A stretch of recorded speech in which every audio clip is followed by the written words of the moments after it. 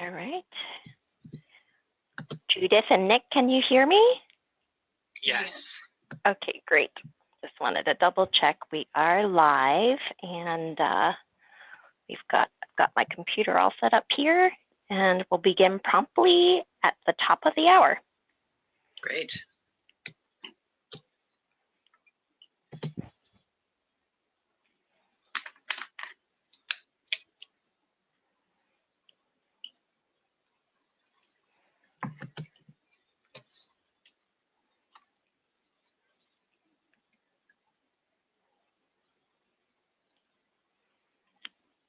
Okay, I think I've got,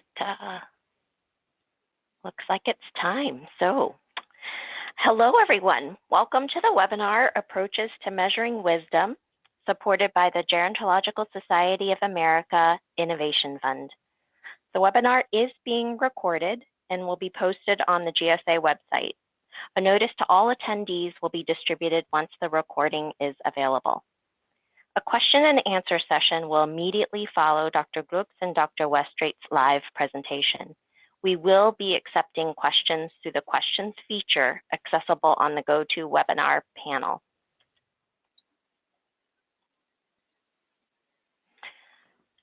While I introduce our speakers for today, please tell us,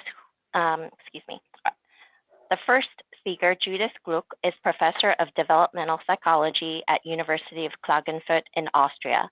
Our second speaker, Nick Westrait, is Postdoctoral Research Fellow in the Department of Developmental Psychology at University of Klagenfurt in Austria as well. Thank you, Judith and Nick, for bringing us this important program. So without further delay, I'll hand the microphone to Judith and Nick. Well, hello, everybody. Thank you, Judy. We are really excited to be talking to people we cannot see at this point. This is a new experience for us, I guess. And we're going to try to give you a good introduction into the complexities of how wisdom can be measured. But before we go into measurement, we would like to start by talking briefly about how wisdom can even be defined. Very briefly, historically, as you all probably know, wisdom was long a topic in philosophy and theology, but not so much in psychology. Only since about the 1980s have psychologists started to study wisdom, probably because that was the time they started getting interested in positive aspects of aging, or a more complex view on aging in general, but also because wisdom is a complex construct, as you're going to see very well here, and wisdom is hard to measure. As you're probably going to know when you leave this webinar, still there are some interesting approaches out there, and we want to introduce you to those. So, first of all, how do we define wisdom? And there's still some disagreement among us wisdom researchers on that point. But generally, I think we can say that there are two main broad components of wisdom.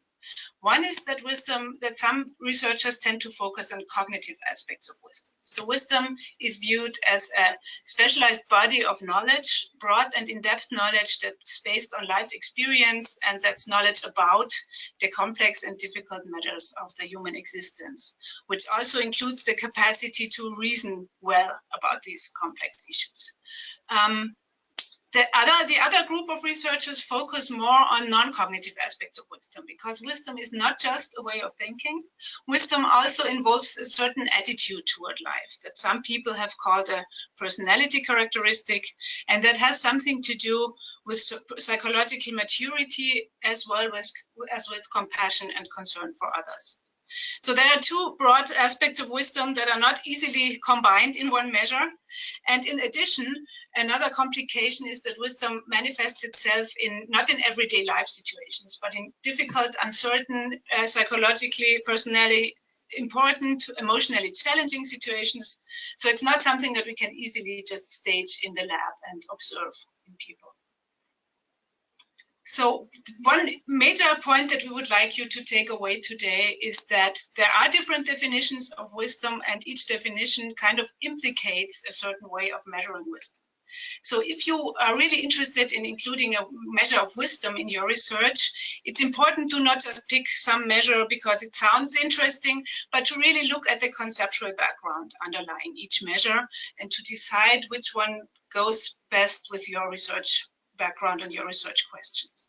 So what we're going to do today is present the most common measures, the ones that have been used most. We are going to first focus on the definition underlying each measure, then going to show you some sample items or sample problems and describe some technical characteristics. We've put some more information on the slides than we are really going to talk about because we wanted to make the slides really comprehensive for you, so we're not going to go into every detail. Okay, great. Thank you, Judith, for the nice introduction to wisdom, how people are defining it. As you just mentioned, the approach taken by researchers to measuring wisdom will depend on how they define it. The two primary ways of defining wisdom, as you've just outlined, correspond with two different measurement approaches. Researchers who define wisdom as a personality characteristic or a general attitude tend to use self-report questionnaires to assess wisdom, whereas those researchers who define it or view it as a competence or ability tend to use performance measures of some kind.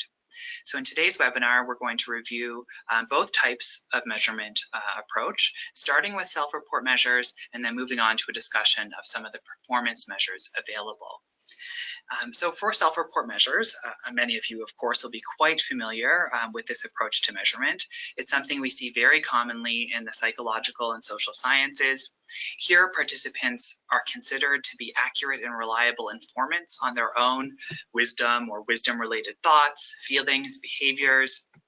In all of the approaches that we're going to review today, research participants are presented with a variety of statements or items and asked to basically provide their agreement on a response scale of some kind. Usually it's strongly agree to strongly disagree, but this is not always the case, as we'll see. And by now, there are many such skills available to measure wisdom. In this webinar, we're going to profile 4 of them, the more common scales, and we're going to start with the 3-dimensional wisdom scale. We're also going to direct you to some additional scales for you to review on your own time if you're interested in seeing all of the options available to you. So as Nick said, we are going to start with the 3-dimensional wisdom scale, which was developed by Monica Ardelt at University of Florida. And she defines wisdom as a personality characteristic. So her basic approach is that wisdom is a certain kind of personality that is composed of 3 components, all of which have to be present for someone to be viewed as wise. And the first dimension that she considers as part of wisdom is a strong desire to really understand the complicated questions of the human existence. So her assumption is that the knowledge that's part of wisdom is really the result of a certain curiosity to understand life in depth. The reflective dimension is really about being able and being willing to look at all kinds of life situations from multiple perspectives, which also implies being willing to look at yourself from a kind of outside perspective, taking a critical perspective on your own behavior, on your own way of dealing with difficulties, which means that self-reflection is an important part of wisdom and can lead to the transcendence of all those blind spots and subjectivities that we know so well about ourselves. And finally, the compassionate dimension that Monica considers very important is really about caring deeply about other people. So she assumes that a wise personality is someone who cares deeply about other people, has positive emotions and no negative emotions about others, and is deeply concerned for their well-being. So to show you how these 3 dimensions translate into concrete sample items, one thing that's important to mention is that many of these items are reverse coded, which basically means a person who does not agree to them is considered a wise person. For example, there is only one right way to do anything would be a typical item measuring the cognitive dimension. A wise person would not agree to that because they would be aware of the complexity, the many different perspectives and ways of looking at the situation. The reflective dimension is measured also by some negative as well as positive items. A negative one would, for example, be when I look back on what has happened to me, I can't help feeling resentful.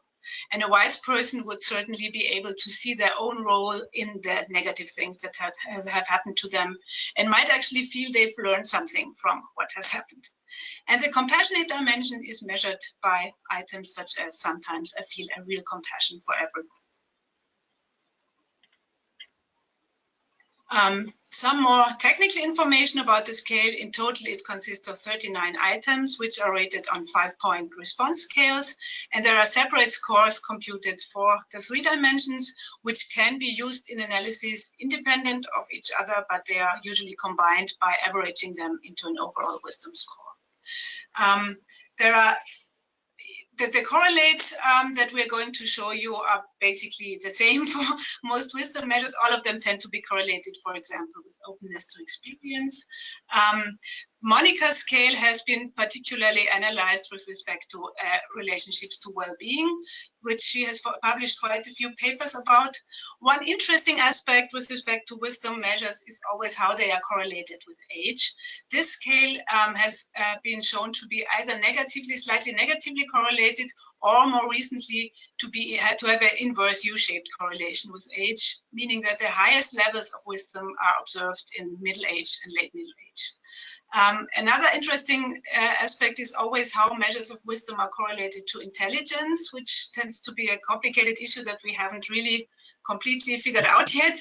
And 3DWS has a low positive correlation with fluid intelligence. It's also important to mention that there is a 12-item short version available, which can be sufficient probably for many research questions. Okay, the next scale that we're going to profile is the Self-Assessed Wisdom Scale, or what we more commonly just refer to as the SAWS. This scale was developed by Jeffrey Dean Webster, and he defines wisdom as the motivation and ability to learn from life experience and to apply that learning in such a way that promotes your well-being and promotes the well-being of other people. So the SAWS shares some similar features to the 3DWS, namely that wisdom is conceived of as a multifaceted construct. With the SAWS, however, wisdom is composed of 5 facets, not 3. Jeff argues that each of these components is necessary for wisdom, and individually they are insufficient for wisdom. He argues that wisdom exists in the dynamic interplay of the 5 facets, which are needed for the development of wisdom in the first place, and then become defining features of wisdom itself. So to look more closely at the facets themselves, first, a certain amount of life experience is needed to foster the development of wisdom. Life experience would be the raw material from which wisdom is constructed. And in order to access the types of life experience that are likely to foster wisdom, a person needs a certain amount of openness, which is the second facet. Openness to experience is, of course, a personality trait that promotes exploratory behaviors that will ultimately encourage a person to encounter a wide range of different life experiences. Now, it isn't enough for the development of wisdom, according to this model, to have just had many life experiences. I'm sure that we all know people who have, gone through a lot, but have not come out wiser necessarily on the other end. So there's a little bit more to it than that. In order to gain wisdom, a person therefore must be interested in learning from experience. They must be willing to reflect on the meaning of life experiences in such a way that will promote wisdom. So the third facet then is reminiscence or reflectiveness. When we reflect on life, sometimes this can be emotionally difficult and challenging, especially when it involves examining something like the role that we might have played in a difficult life event, such as a divorce or some sort of a significant loss. And as a result, wise people need to have superior emotion regulation skills so that emotions are a source of information, that they actually facilitate learning rather than jeopardize that learning or overwhelm us. And then the final facet is humor. So in this case, wise people are viewed as not taking themselves too seriously. They're able to find humor in mistakes and mishaps. And like emotion regulation, humor becomes a form of coping mechanism, essentially, where people can learn from life in a non-threatening way. So on the next slide, we see some items.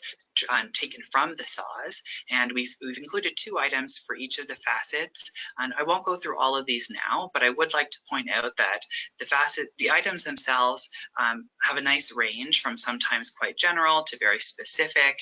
Take, for example, the experience facet. You know, it says here, I've lived through many difficult life transitions, which many people associate with the development of wisdom. But there's another item that says, I have dealt with a great many of different kinds of people in my life. We wouldn't often think maybe right away of dealing with other people as a source of wisdom, but of course it is, and can be quite challenging and quite educational at different times. Another example would be the reminiscence facet, which has something like, I often think about my personal past. This is behavioral. It's just about the frequency with which you reflect. The next item shows something a little deeper, and that is, I've learned valuable life lessons from others. It's getting at that insight component, the fact that reflecting on life has actually been productive and has led to insights and lessons. In terms of scale properties, we provide a little bit more information on the next slide about the scale itself. And the scale has 40 items. There are 8 items per subscale. It's usually the case that these are just summed together or averaged for an overall wisdom score, but there are cases where the subscales or facets have been looked at independently, and if that was interesting or related to your research question, it's certainly something that you could do as well. We'd point out that here, this may be of particular interest to this audience, that the SWIS has been looked at or examined in relation to aspects of positive aging, like ego integrity and generativity, and it's been found to be positively correlated with those aspects of aging. And also, just building off of what Judith has just said, here we see an example of a scale that has a low negative correlation with fluid intelligence, in contrast to the 3DWS, which had that low positive correlation. Right, the next measure that we want to look at is based on yet another definition of wisdom. Rick Levinson and his colleagues define wisdom as self-transcendence. And as you can maybe imagine, this is based on a Buddhist conception of wisdom as well as on philosophical approaches. And the idea is that self-transcendence means having a sense of self that is basically independent of external sources of self-enhancement, really being at peace with who you are, knowing who you are, and being therefore able to go beyond yourself in your relations to others. And they assume that there are 4 components of self-transcendence that may form a kind of developmental sequence. And the first one of those is self-knowledge, which is basically defined as being aware of the sources of one's inner sense of self. Many people's sense of self tends to rely on external sources such as success and power, but self-transcendence individuals know who they truly are and what their kind of internal components of their self are. Knowing the sources of oneself leads to non-attachment, the second component, which basically means being aware of those external things as transient and impermanent. Success can be fleeting, relationships can change. We all change over the course of our lives, and wise people are aware of that and do not attach themselves to external sources of self. Integration refers to being able to recognize and accept all those different facets of ourselves that we have in us. We all have sides in us that we don't really like that much and that we find that we perceive as weaknesses or as unwanted parts of ourselves. Wisdom is really about being able to integrate all facets of oneself into a unified self-concept and accepting those contradictory or unwanted facets as well. And these 3 processes together can lead to self-transcendence, which basically means being at peace with yourself, not needing any self-enhancement from the outside anymore, which then leads people to be able to dissolve the boundaries between the self and others.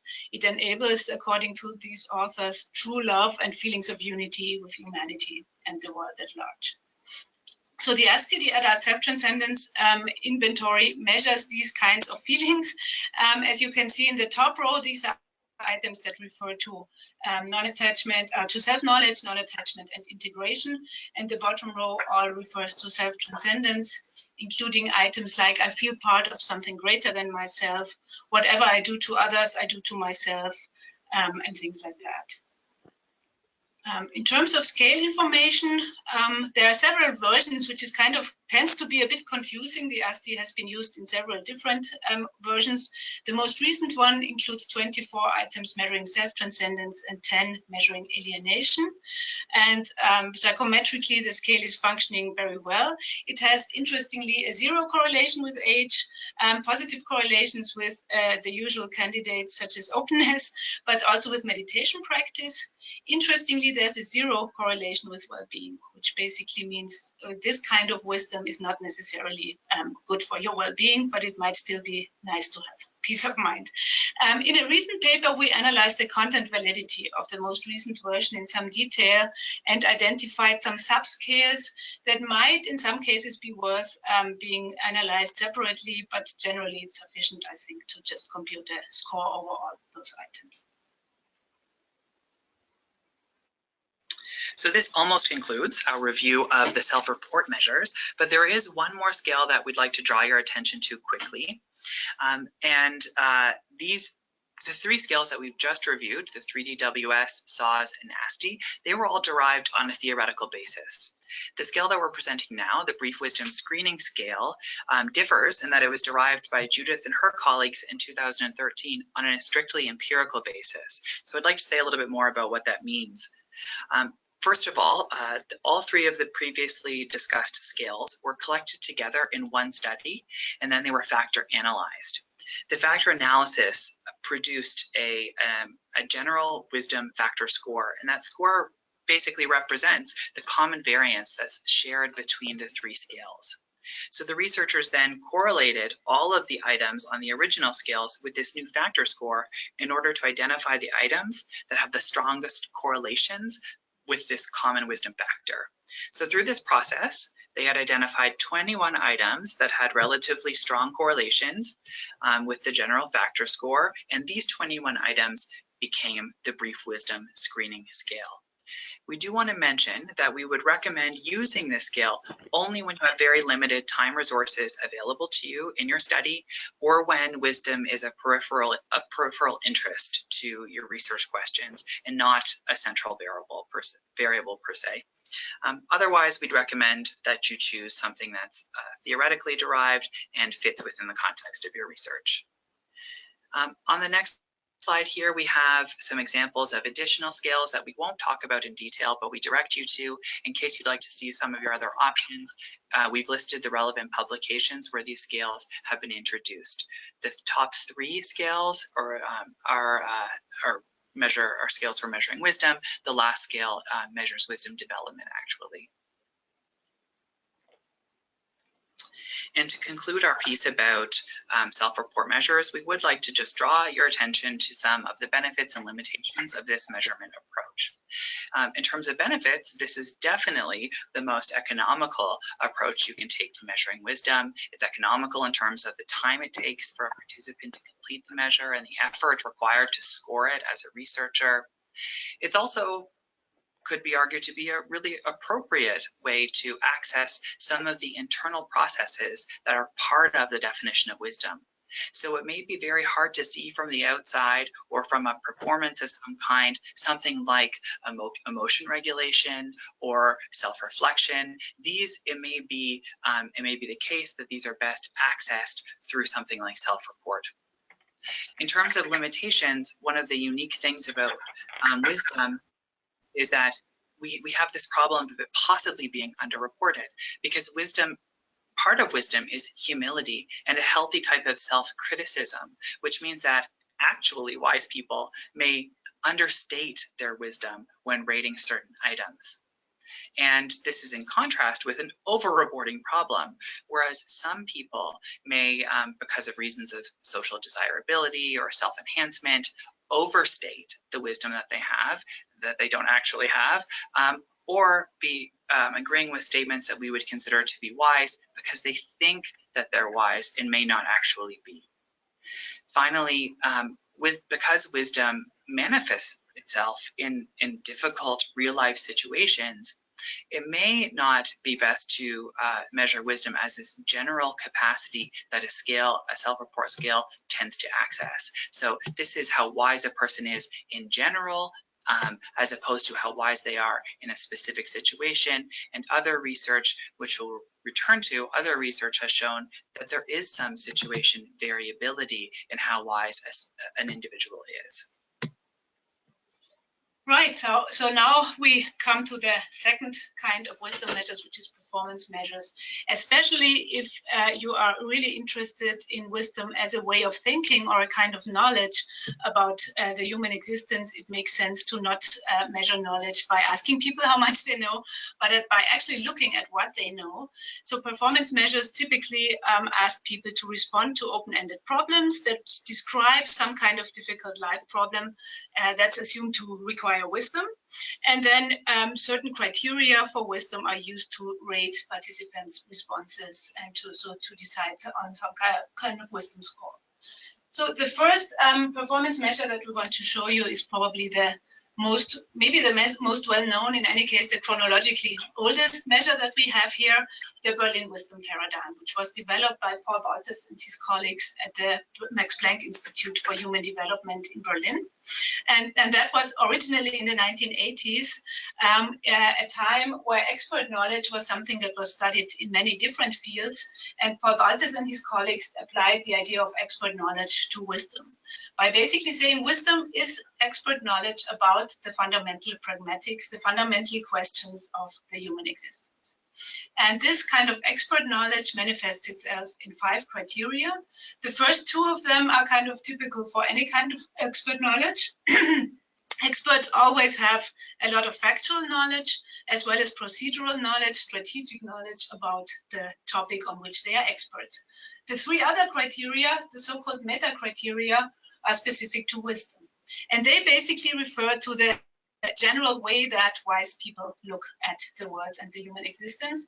The first one is lifespan contextualism, which basically means interpreting people's behavior in context, not assuming that the person behaves a certain way because he or she is just stupid or an evil person, but to really take context seriously into account as you interpret people's behavior. Context meaning things like life phases, cultural and historical backgrounds, and concrete life situations. Relatedly, the second facet is value relativism, which basically means being aware of the fact that different people can have very different values and not assuming that your own values are the only ones that are right and everyone else's are wrong. And all of this kind of comes together in the third facet, which is the general awareness of how uncertain, unpredictable, and uncontrollable a lot of the human existence is, not assuming that you have the right solution, the perfect solution to any kind of problem, but being aware of the unpredictability of our lives. So how does this translate into actual measurement?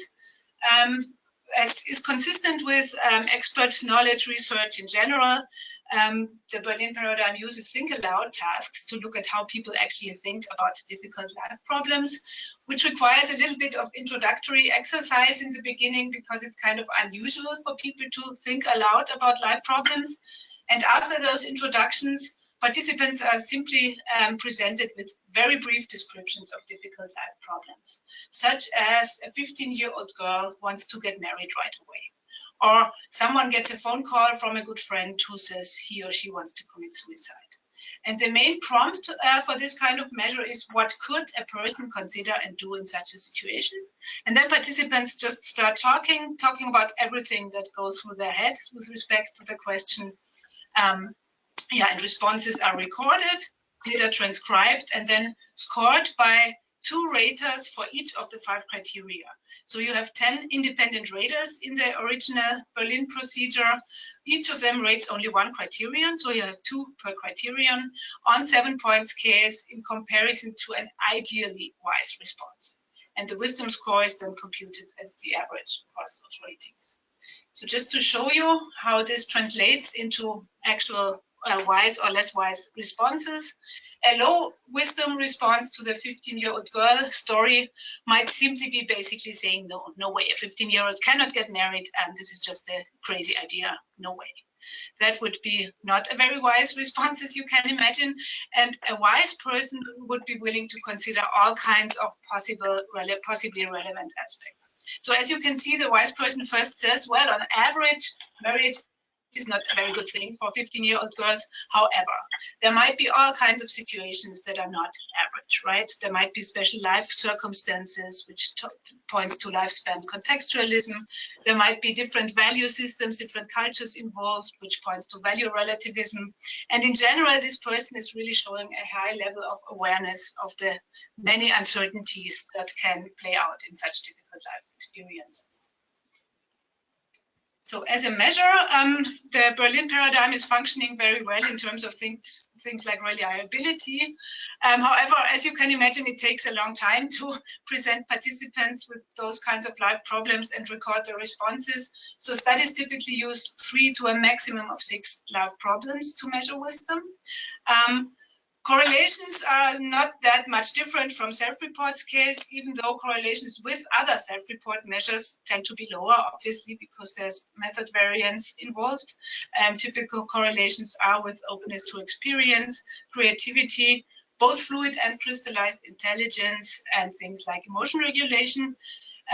There's no correlation with age beyond an age of about 20 years. Between 15 and 20, one study has found that wisdom-related knowledge increases quite a bit in this kind of measurement approach. So one major criticism that has been discussed about the Berlin paradigm is that it might be a lot easier for people to talk about the theoretical problem of a theoretical 15-year-old girl that doesn't really exist than if the 15-year-old girl were, for example, your own daughter, right? So that's what made Ursula Staudinger think about the next paradigm that we're going to talk about, which is the so-called Bremen wisdom paradigm, because she developed it in Bremen together with Charlotte Mickler and Jessica Dörner.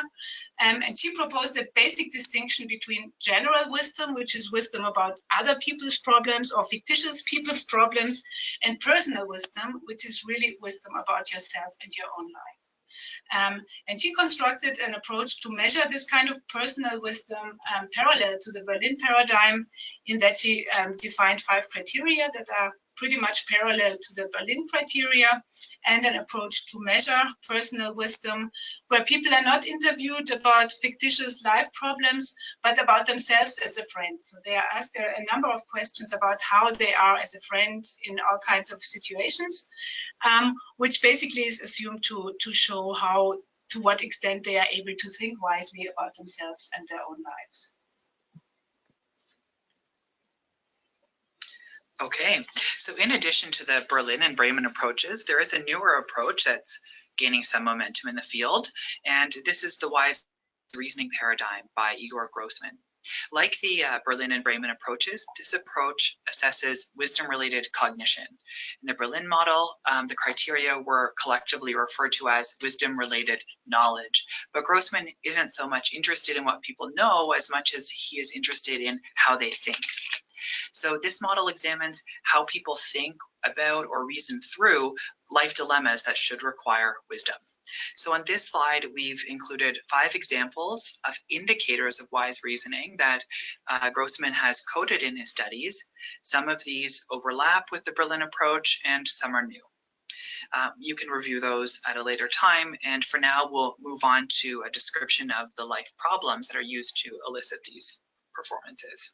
Yes, so to evoke quotable responses from participants, Igor asks about real-world social conflicts rather than hypothetical scenarios.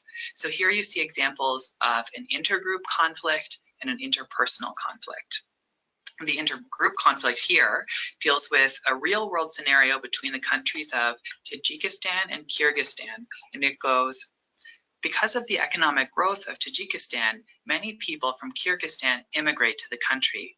Whereas Kyrgyz people try to preserve their custom, Tajiks want Kyrgyz people to assimilate fully and abandon their customs. The standard follow-up or prompt here would be, what do you think will happen after that? And why do you think this will happen that way? And from there, those think aloud protocols are coded, typically on scales from 0 to 3 or 1 to 3 for each facet of wise reasoning. And then the wise reasoning score is the average across those ratings. We've also included here an interpersonal conflict. This isn't the full conflict, it's just a snippet of it. But here you see that, of course, the conflict is between people, and this is taken from the Dear Abby advice column, and I won't go into detail about it, but it's about an argument within a family about whether or not and who should pay for the headstone for their parents' grave.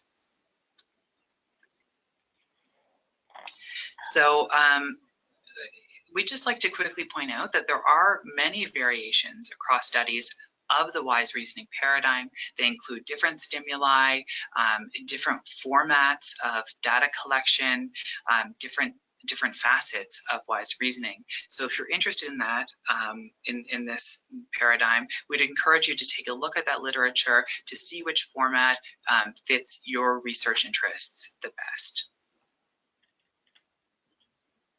Right, so this already brings us to a general discussion of the benefits and limitations of performance measures, which are kind of complementary with those of self-report measures. We generally in our research tend to use both kinds of measures, which is maybe the optimal approach if wisdom is a major important measure in a study, because it kind of generalizes across the different approaches. One obvious thing is that performance measures are not distorted by self-perception biases. It's impossible to fake wisdom in those paradigms, as you might be able to fake wisdom in a self-report scale. Obviously, if you consider wisdom as a competence or ability, it makes little sense to measure this competence or ability by self-report, and you would want to use a performance measure. The main limitation, as you can already imagine, is that it's cost and effort intensive. It requires transcription and coding instead of just scoring a questionnaire. Also, as was mentioned before, some facets of wisdom might be hard to observe from the outside. It's not easy to tell from the outside, for example, how a participant is dealing with his or her emotions in a difficult situation. In that case, self-report may just make a lot of sense. And of course, some researchers have argued, as I already mentioned, that theoretical problems of fictitious persons don't tap personal or emotional facets of wisdom that may be very relevant when people are faced with wisdom-required situations in their real life. So one measure that we would like to briefly mention is a kind of hybrid between self-report and performance measures, and it was also developed by Igor Grossman and his group. And this group has one main finding that's very important, I think, for current wisdom research, is that Igor and his colleagues have shown that wisdom may not be as much of a stable personal trait as many people may have thought. It varies by situational context quite a bit. And so this measure actually looks at how wisely people have dealt with a particular situation in their past. Participants are guided through recall of an autobiographical conflict from their own lives. And then they are asked to fill out a self-report scale that measures to what extent they reasoned wisely using the facets that Nick has just shown you in that particular conflict. And as it turns out, this kind of measure may be a bit closer to actual real-life manifestations of wisdom and less dependent on aspects of social desirability. However, obviously, how a person dealt with one particular conflict in their lives might not generalize to other situations. So they recommend to use several different situations to using this approach, which again might, of course, increase the effort that's required. Which brings us to a general recommendations slide. So we've tried to put together how we would suggest that you go about selecting a measure of wisdom for your study. Obviously, effort and resources may be a very important factor. So one decision certainly depends on how much time and money actually you can invest in this. If wisdom is really only a small side variable in your study, you may want to just go with a short self-report scale and not invest too much effort. Even then, however, it's really important to be aware of the different conceptual backgrounds of the measures.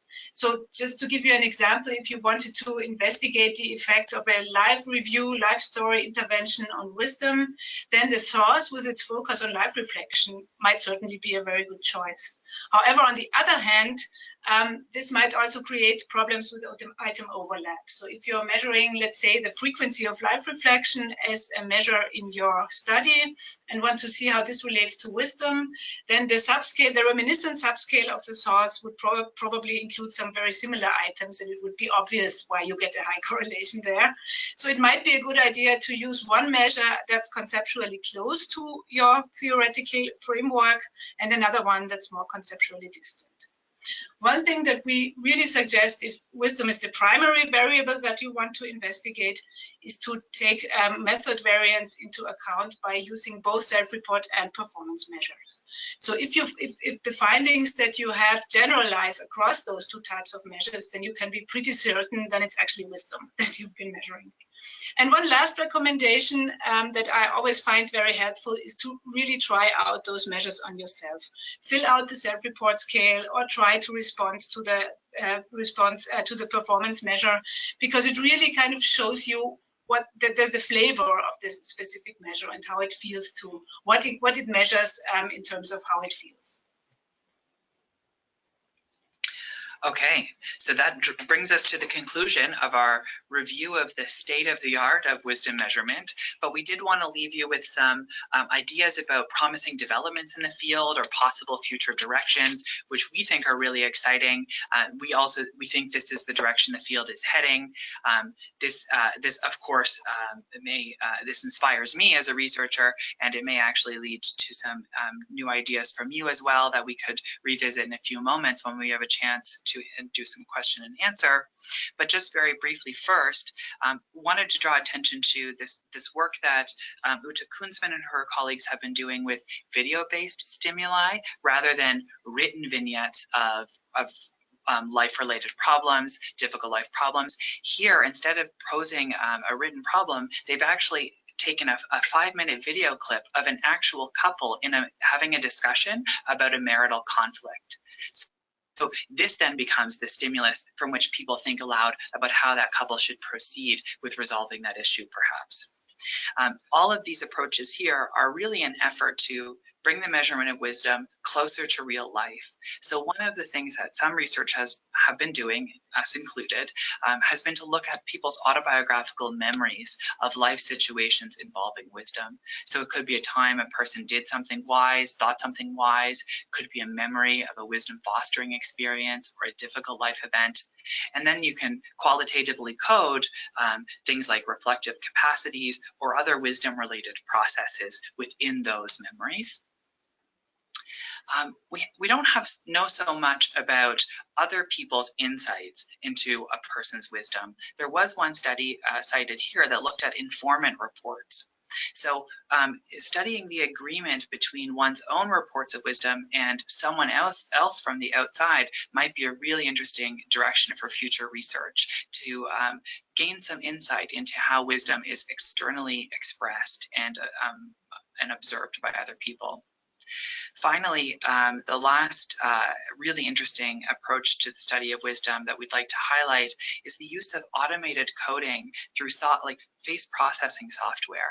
So in this case, a person was presented with a dilemma and then instructed to look at a camera and imagine that the camera was the eyes of a friend, and then they gave advice to that friend. And using this software, they looked at emotional expressions in that advice-giving scenario. And this, I guess, would be an example of a behavior or something external, at least, that's associated with wisdom. I guess the last point then, in terms of not something we're doing right now, but something that is really promising for the field potentially, is the use of virtual reality simulations in creating situations that should require wisdom and of course, situations that are relatively immersive, so that we can actually watch people, how they make decisions in situ, or something that looks quite like real life. So I think technologically we're there, but this hasn't been something that we've seen in our research just yet. So we want to direct you to some further reading if you're interested in this topic, as we are. Here are two articles that are open access. They are both about the measurement of wisdom. And the second of these articles actually appears in a special issue that will be coming out in November in the Journals of Gerontology Series B, Psychological Sciences and Social Sciences. So that one, we direct you to this article, which is now available, but also the other articles in that special issue. There are 8 articles in total, and that will be coming out in November. On the next slide, we also have mentioned another forthcoming publication, and that is the Cambridge Handbook of Wisdom. And this is a really, I think, important book that really reflects the state of the art in wisdom research. In that book, there are 2 additional chapters, one on the topic of performance measures, one on the topic of self-report measures, and this isn't out yet. It'll be out in the coming months, and we really recommend that you take a look at these chapters. Finally, we wanted to let you know that we have prepared a supplemental package for you that includes a complete reference list of all of the studies that we've cited in this webinar. It also includes a list of recommended readings that we've organized thematically, as well as copies of the scales that we've talked about, and a web link to a PDF of the Berlin Wisdom Paradigm Manual. So we hope that will be a great starting point for you to delve a little bit deeper into issues related to the definition and measurement of wisdom. So we'll convey that information to you through email following the webinar. And with that, we just wanted to say thank you. We've really enjoyed talking with you about our research passion, and we hope that it's inspired you. And of course, if you have any questions, please feel free to contact us through email. We'd be happy to continue the conversation. Thank you, Judith and Nick. Now moving along to our question and answer session. Just a reminder that you can type and send questions using the questions feature in the dashboard accessible on the right-hand side of your screen. And we will not be using the raised hand feature today. So if you have a question, please be sure to use that questions panel. We'll do our best to address as many questions as possible, time permitting, during this part of the webinar. Okay, give everyone a second to type in their questions. And I have one to start us off. To what extent can we think of wisdom as a character trait? How stable is wisdom in response to major life transitions in aging? Well, okay, so I guess Nick is nodding at me, saying that I might want to answer this. As we've already mentioned, researchers, especially Igor Grossman, have recently shown that wisdom is less stable than we all may have thought for the longest time. So in general, if you look back at your own life, you've probably had situations where you did something very wise and situations where you did something terribly stupid. So one interesting question that research is going into right now is how can we produce situational contexts that foster wisdom. So there's this general component of instability to some extent to wisdom. But in addition, I think, and we have proposed in our own research that, yeah, difficult or major life events in general are actually the main kind of catalyst that makes wisdom develop. So I very much believe that wisdom, one kind of necessary condition for wisdom is having had certain life experiences oneself, or at least been kind of closely involved with experiences that other people have had. But not everyone, as Nick already mentioned, not everyone who has such experiences becomes this very wise person. So wisdom also requires a certain kind of attitude, a certain willingness to reflect critically about life experiences, to actually question oneself in thinking about life experiences. And there are, I guess, not that many people who are able to do that in a way that fosters growth and learning from life. And this is actually a main question of our own research. Thank you. And there's a related question. So while wisdom seems to be correlated with experience, how specifically is it more than sort of simply having some experience in the world? Yeah, I guess we've already mentioned this to some extent. Not everyone who has had a lot of experience is a wise person, right? So that's what has made many people, including us, think about what what it takes to really learn and really grow wiser from an experience. And as I said, it's really about having this certain attitude that Nick has called exploratory reflection in some of his work, which means being able to look back on your experiences, not just with a focus on reinstalling well-being as quickly as possible, but into really deeply exploring the meaning of an experience and what can be learned from it. Thank you. Here's another. I am interested in tips for how to best code qualitative data where participants define wisdom. Okay, well, I guess we could take this opportunity to talk a little bit about the different research traditions within the broader area of wisdom research. Today, we've been talking mostly about research that comes out of the so-called explicit approach to the study of wisdom rather than implicit theories of wisdom. So our primary concern today has been about measuring how wise a person is. But there's another really rich stream of research which looks at how people define and think about wisdom. And we could direct you to further information in the supplemental package, direct you to a couple critical articles or chapters that talk about how people have gone about doing exactly what you're asking about. In our own research, this is something that we've written about as well.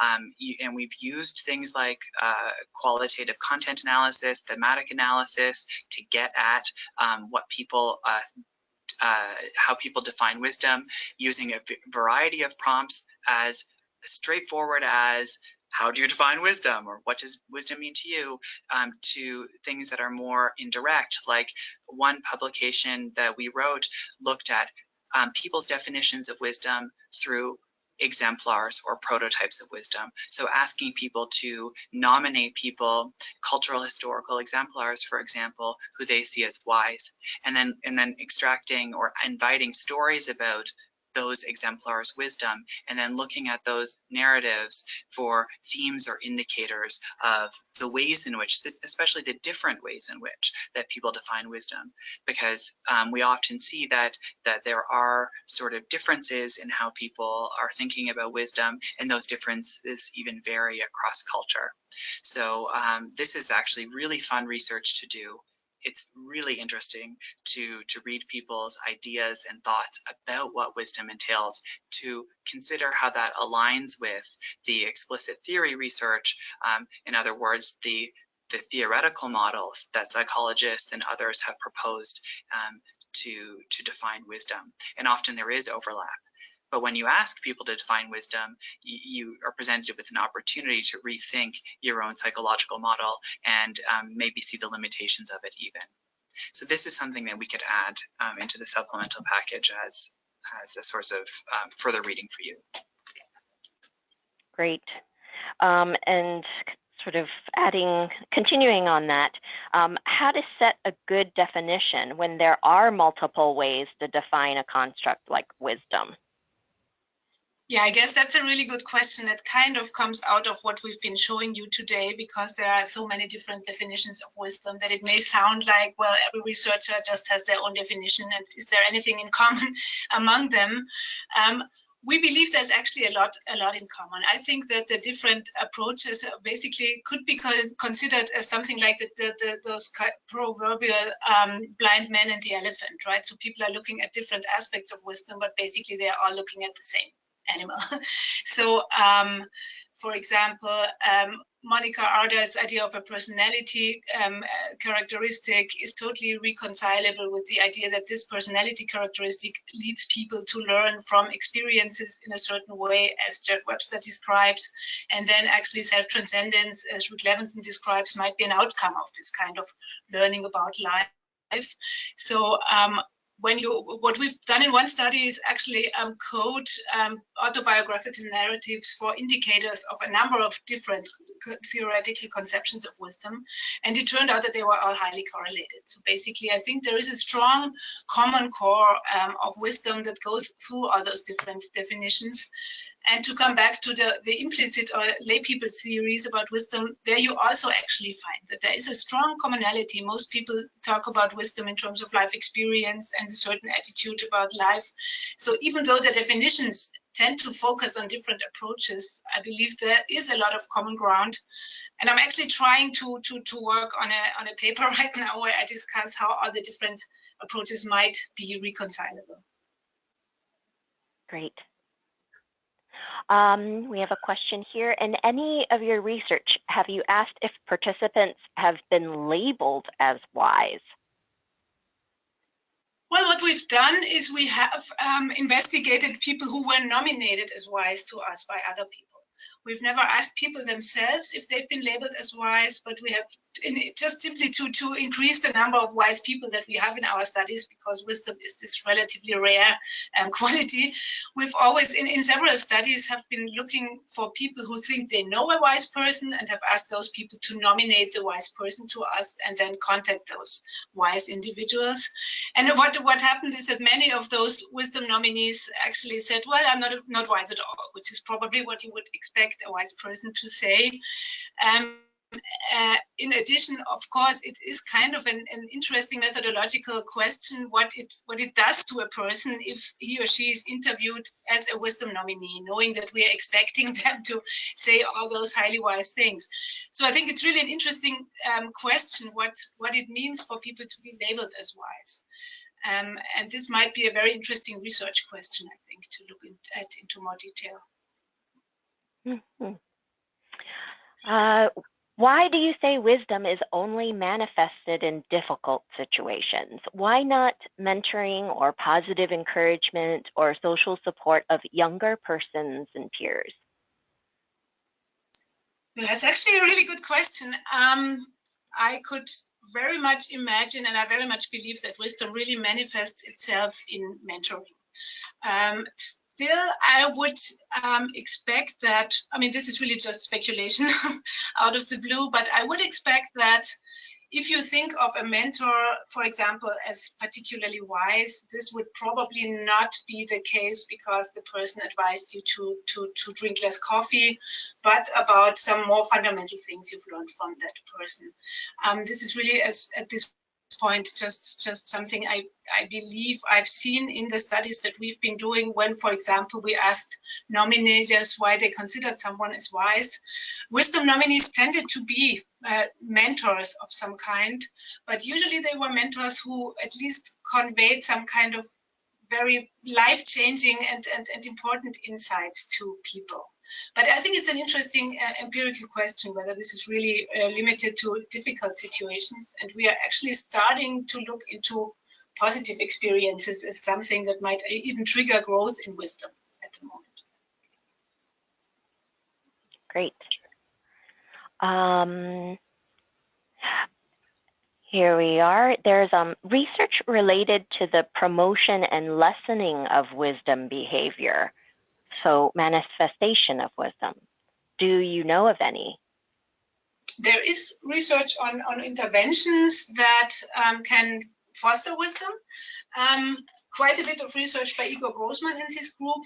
Also a kind of classical paper that I find really interesting by Ursula Staudinger and Paul Baltes in 1996, where they showed that people respond more wisely to actually tasks from the Berlin wisdom paradigm if they have had the chance to talk to someone else about the problem and then think about what they talked about, but also if they just imagine talking to someone else about the problem, which I think is really fascinating because it means that we have resources inside ourselves, such as the inner voices that we have of some other people that we might ask for advice in our imagination.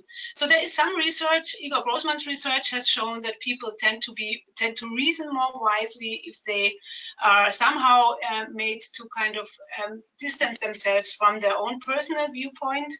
There are some approaches going in this direction, but not a lot yet. And I think this is really something that's going to become a very important research field in the future. Thank you. There are a number of questions here, but I think we have time for just one more, if that's okay. Here we go. When economic trends are positive, it would seem that people can more easily afford to be compassionate and wise. But when times are tough, people withdraw from concern with others.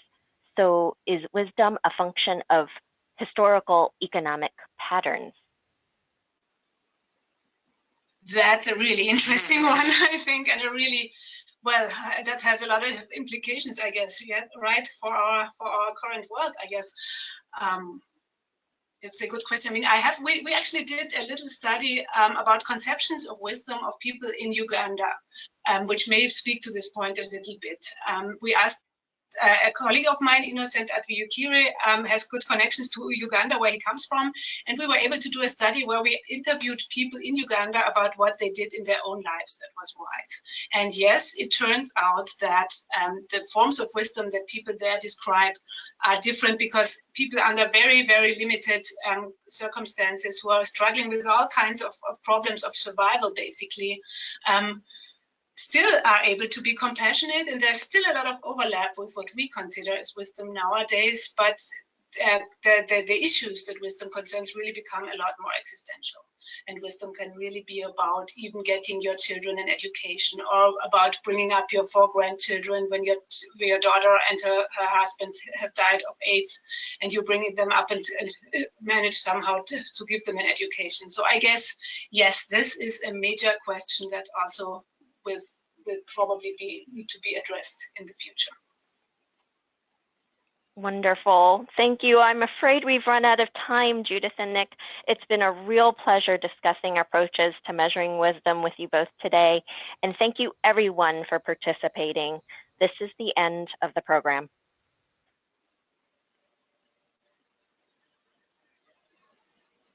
Okay. Cool.